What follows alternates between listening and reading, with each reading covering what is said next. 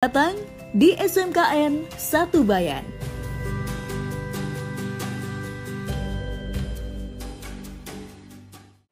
Siap.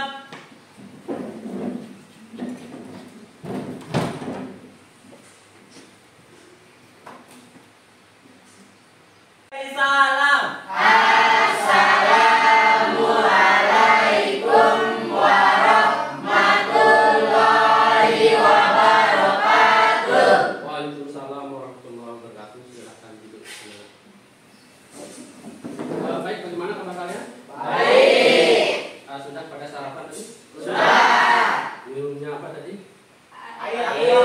Narmada. Oh, itu armada. Udah supaya manis-manis ya? Ya. Oke. Baik, hari ini kita akan belajar ya. Tapi sebelum belajar, kita berdoa dulu ya. Nanti kelas akan memimpin untuk doanya ya. Ya. Sebelum kita belajar, marilah kita berdoa menurut agama dan keyakinan masing-masing. Berdoa, mulai.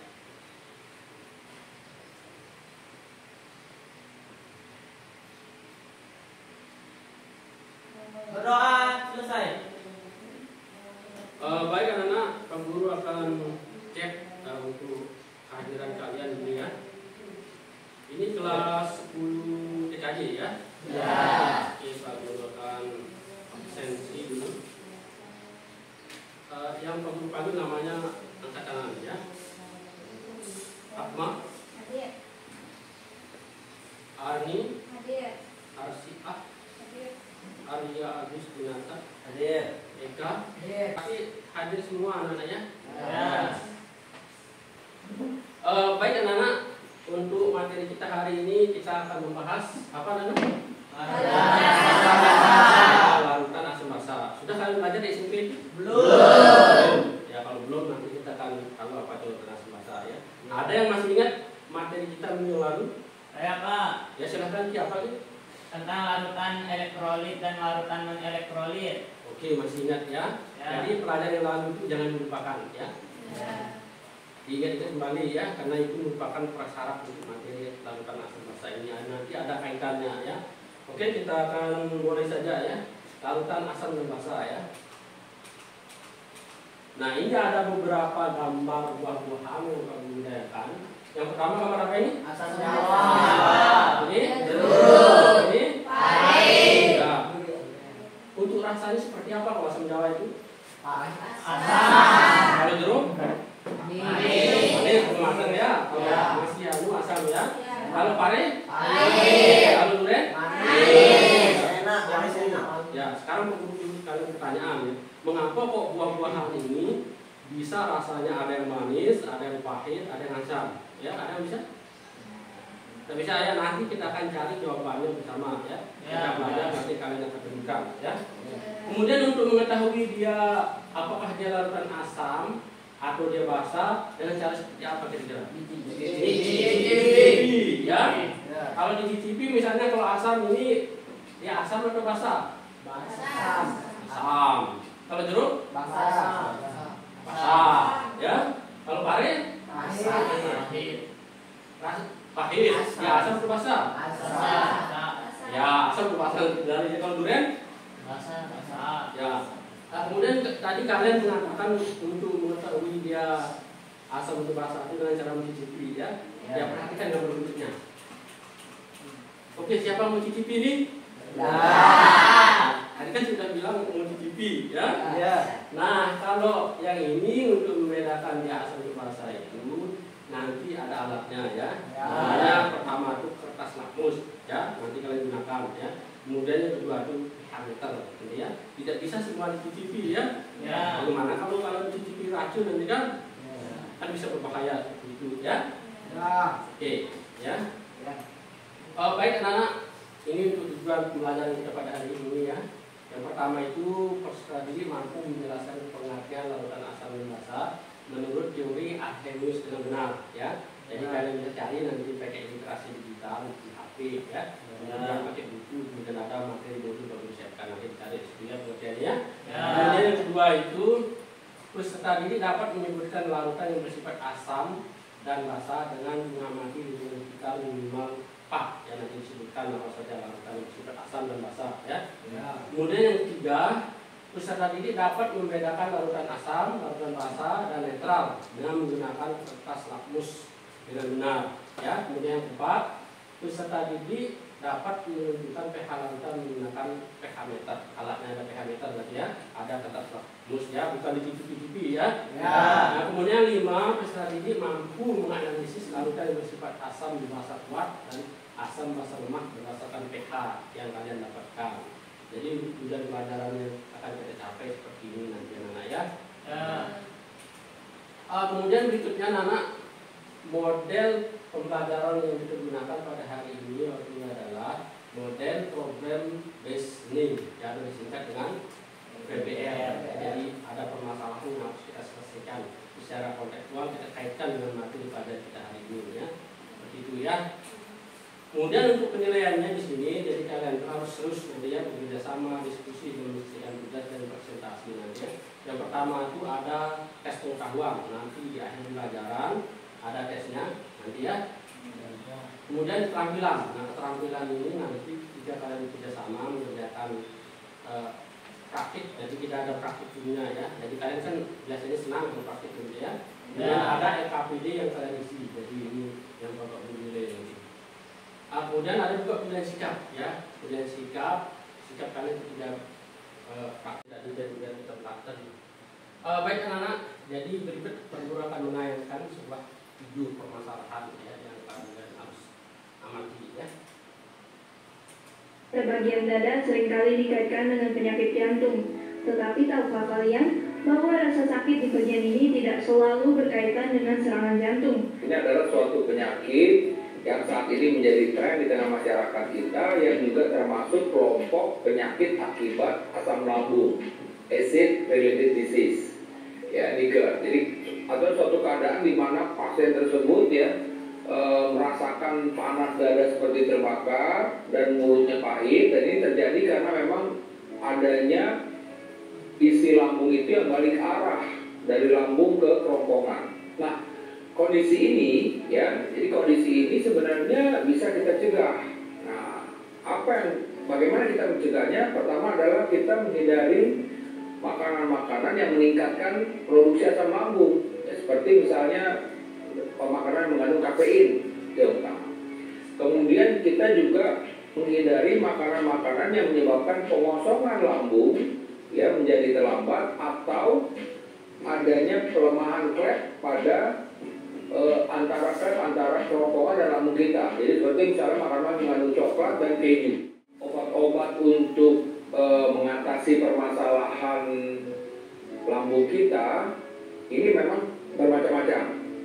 Jadi pertama adalah obat yang sifatnya untuk menetralkan asam lambung. Jadi itu seperti yang antasida. Nah, tadi Pak Guru sudah menayangkan video permasalahannya ya. Sudah dapat informasi permasalahannya. Di sini pendidikan ya atau asam lambung ya. Salah satunya contoh penyakit asam lambung itu bisa lemah. Pernah dialami? Bisa pusing, mulas dan sebagainya. Ya. Kemudian tugas kalian sekarang adalah sebagai ahli kimia ya. Tugas kalian itu membantu penderita asam lambung tersebut untuk mengelompokkan ya beberapa makanan atau minuman yang boleh mereka konsumsi dan yang tidak boleh mereka konsumsi. Itu permasalahan yang kalian harus selesaikan hari ini ya. Paham? Kemudian nanti Guru akan bagikan LKPD, di situ ada video juga bisa kalian tonton ya, di situ kalian bisa tonton. Kemudian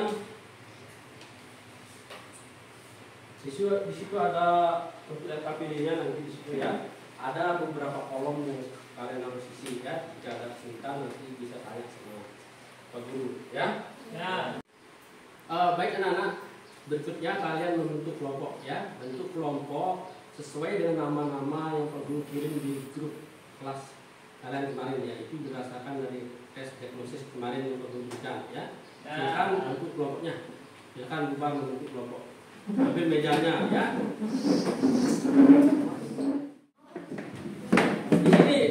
Di sini Pak, ada di sini.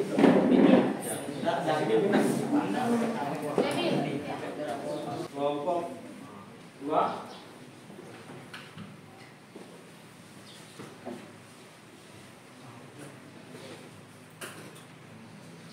Kelompok 3 ini ya.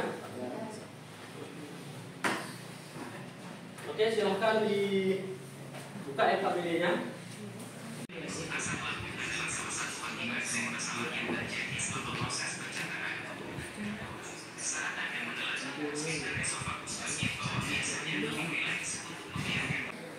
Informasi yang kamu peroleh dari video. Tadi video pertama kan permasalahannya GERD atau asam lambung. Nah, tulis di situ ya, tulis ya.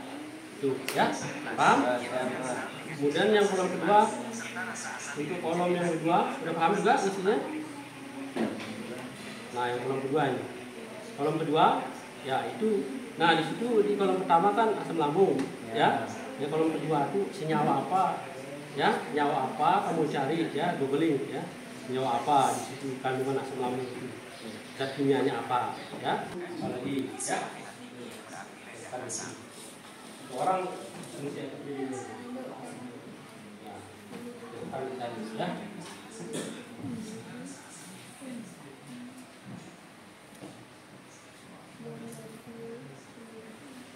Tulis informasinya ya.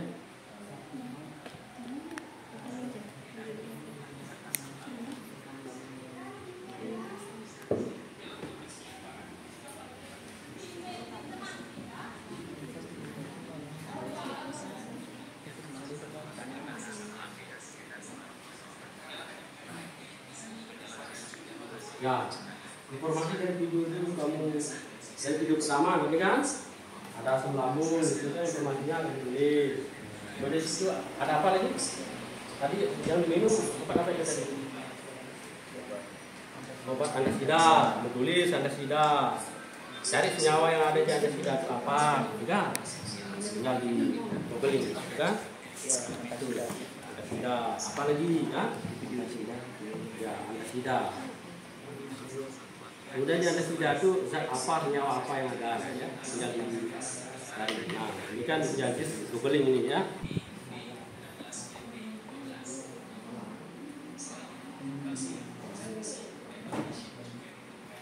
Sudah? Apa yang kalian lakukan? Ya, ditulis semuanya ya. Ya. Ada ketemu juga di sini. Ini apa menyebabkan asam lambung, misalnya asam lambung itu apa, kandungannya, buat pertanyaan. Di situ kan kamu dapat tadi obat MA, ya atau antasida, ya. Apa yang terdapat kandungannya dalam antasida tersebut, ya kamu tulis untuk pertanyaan. Ya, silahkan. Nah, ini sesuai dengan yang ini ya. Ya. Sesuai dengan ini. Ditulis. Pertama kan yang membawa apa ini? Asam Jawa. Nah, itu ditulis jeruk. Ya, jeruk semuanya ditulis. Ya. Ya. Paham? Ya, silakan lanjutkan Pak. Ya, tulis cara kerjanya apa? Sama kedua, ketiga sampai selesai ya.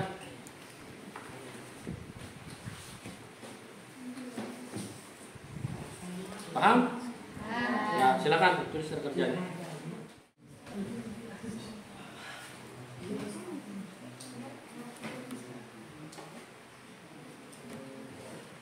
Cara kerjanya ini coba Pak Guru cek dulu. Cara kerja teladan bahan kelompok 1 sudah bagus. Kemudian untuk kelompok 2 coba Pak Guru lihat cara kerjanya. Ya, sudah bagus, tinggal udah ini nomor rambutan, ambil kertas kosong untuk namanya nanti nama rambutan kertas kosong ya. Yang ini juga ada semuanya. Ini kertas kosong tulis nanti nama-namanya ya. Tulis namanya di sini ya. Kelompok 3 ambil. Ini, lagi. Langsung lupa. Ya, langsung lupa. Kopi. Siapa mau kopi nih? 12 ini. Ya, ya. Kopi berapa? Kopi sedikit. Oh. Ya. Kopi kerjasama nak? Kopi. Langsung. Raki. Ya. Ini dibuka nak, jeruknya diambil airnya. Tadi kamu nak. Ya. Satu. Tiga pakai tempat ini. Ya, diapain terus? Ya, taruh di sini ya. Ya. Sudah ini? Nah, ini ambil. Pak, 3 abang ini Pak. Bukan, digerus satu-satu. Lainkan tempatnya. Mereknya kan lain tuh. Ya, mereknya ini juga. Ya. Silakan digerus taruh situ. Ya. Lainkan.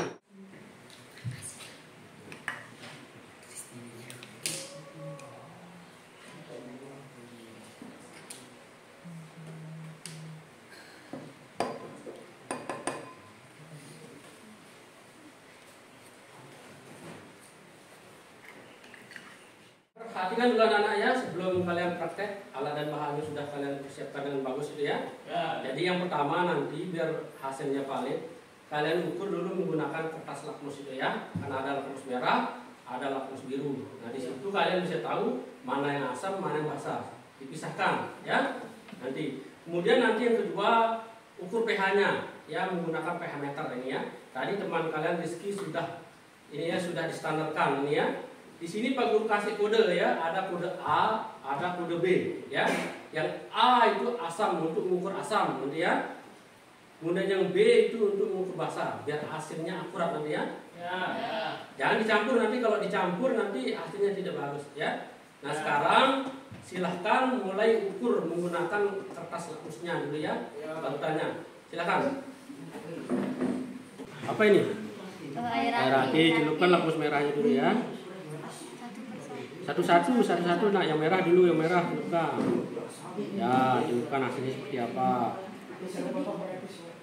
Lamaan dulu. Nah, kalau sudah taruh di situ, ya, paham? Nah, sekarang yang biru, celupkan yang biru. Apa yang terjadi?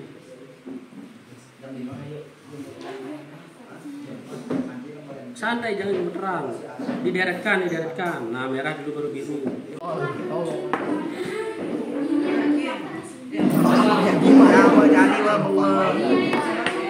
Asam. Ini salah satu. Nah, ini apa ini? Deterjen. Sebelum ini. Asam itu basah di merah. Biru ya, merah. Ya, sudah mau cek sebelah ini. Apa yang mau tulis pertama dulu? Ini yang dibuka. Jeruk kan? Jambu mate. Jambu mete. Wah, musimnya apa? Ada cari musimnya ini tidak lupa. Merah tetap merah. Bukan warna yang kamu cari tadi. Cabut susu. Merah tetap merah. Hanam teman Hanam. Biru kalau sudah biru udah apa? Masa nang tahu. Merah.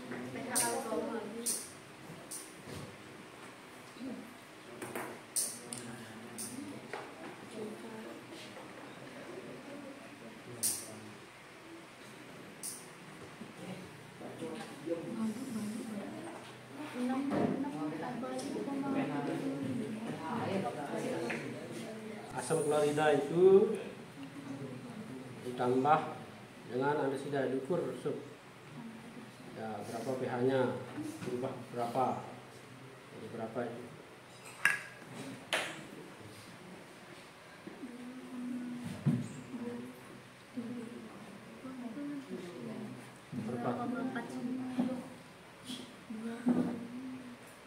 Tulis di sini.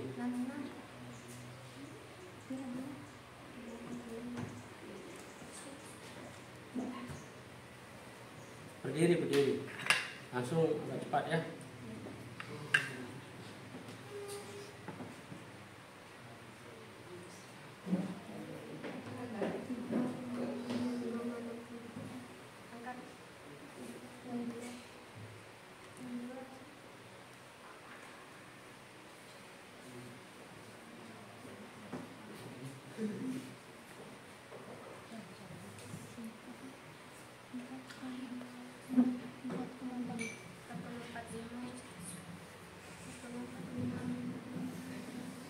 Ya.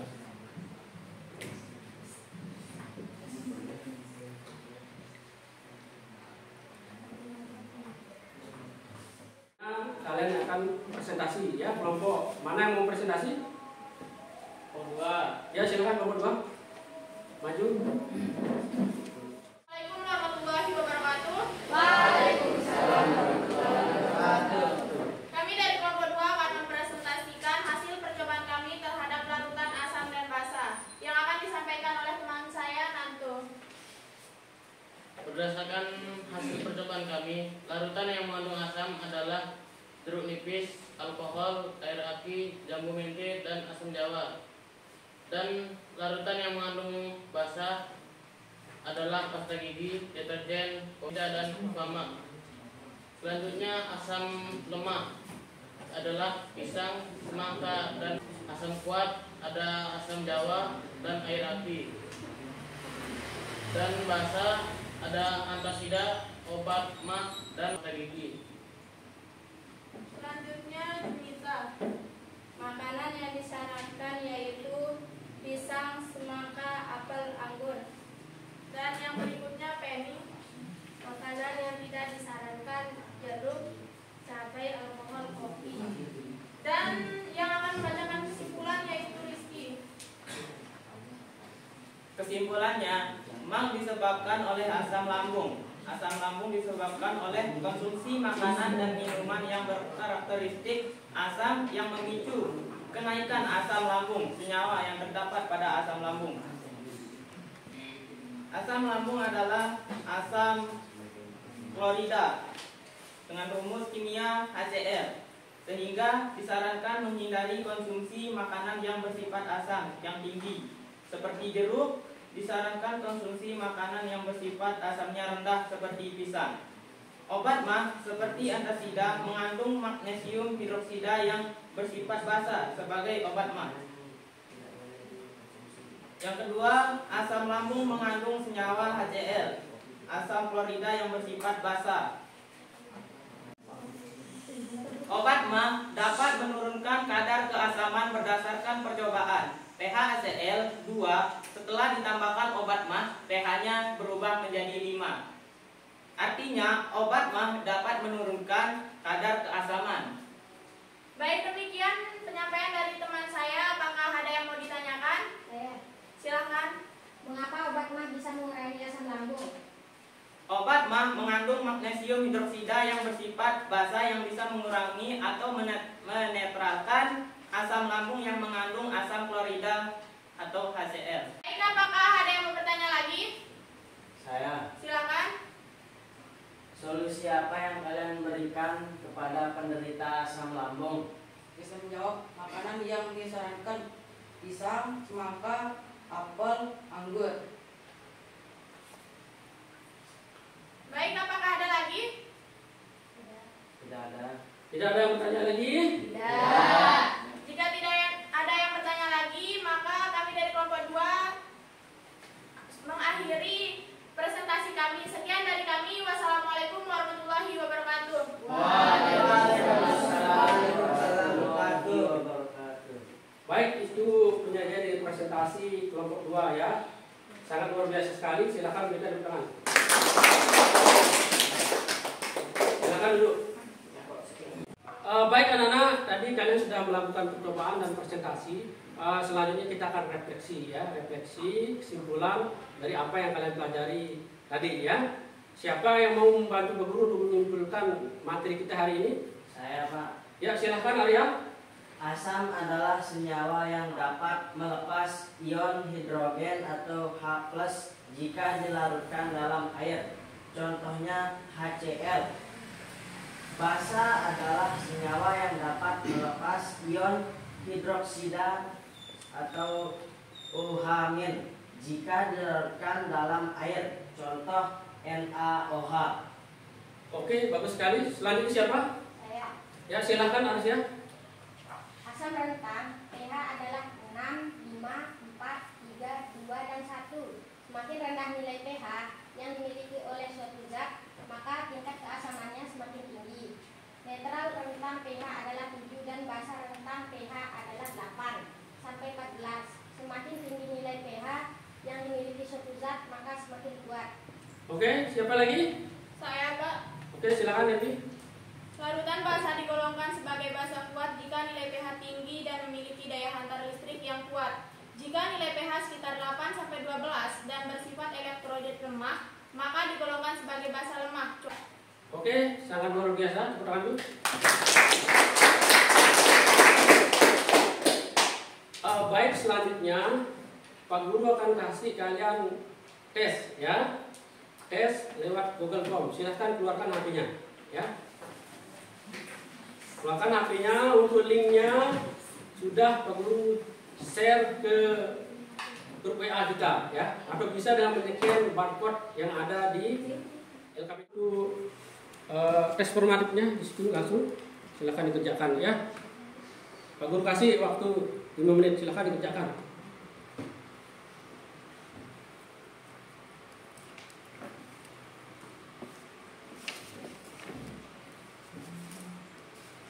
Setelah dikerjakan jangan lupa dikirim ya.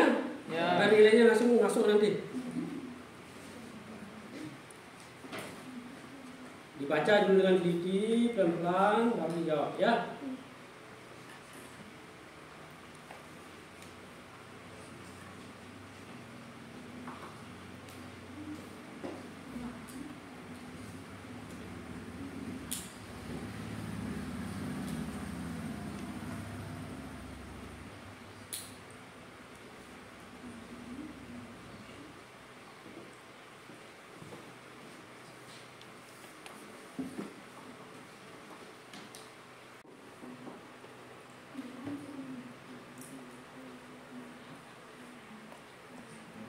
Baik anak-anak, tadi kalian sudah mengikuti tes Google Form tadi ya. Guru akan menyampaikan untuk materi berikutnya yaitu teori asam basa menurut Bronsted-Lowry ya. Berikutnya akan kita bahas. Sebelum kita mengakhiri pelajaran, marilah kita berdoa menurut agama dan keyakinan masing-masing. Berdoa, mulai.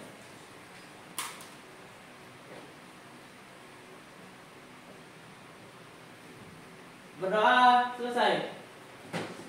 Siap. Beri salam. Assalamualaikum warahmatullahi wabarakatuh. Waalaikumsalam warahmatullahi wabarakatuh. Silakan Mbak.